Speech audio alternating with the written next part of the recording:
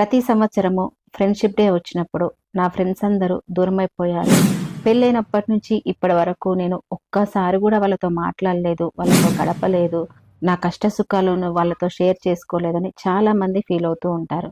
కానీ ఒక్కటి గుర్తుపెట్టుకోండి, పెళ్ళైతే మనకి బాధ్యతలు, బంధుత్వాలు పెరుగుతాయి. మన బంధాలకి మనము చాలా ఇంపార్టెన్స్ ఇవ్వాల్సి వస్తుంది. అప్పుడు మనం కొంచెం ఫ్రెండ్షిప్ని తీసి పక్కన పెడతాము అంతే.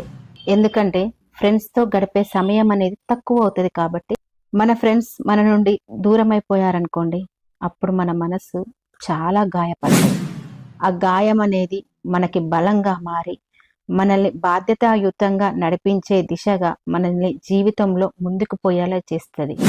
ఫ్రెండ్షిప్ డే వచ్చింది, మా ఫ్రెండ్స్తో నేను గడపలేకపోతున్నా అని అస్సలు బాధపడకండి. మీకు నిజమైన ఫ్రెండ్స్ కనుక ఉన్నట్లయితే వాళ్ళు ఎక్కడున్నా కూడా మీ సంతోషాన్నే కోరుకుంటారు. ఇది గుర్తుపెట్టుకోండి. మీ అందరికీ ఫ్రెండ్షిప్ డే శుభాకాంక్షలు.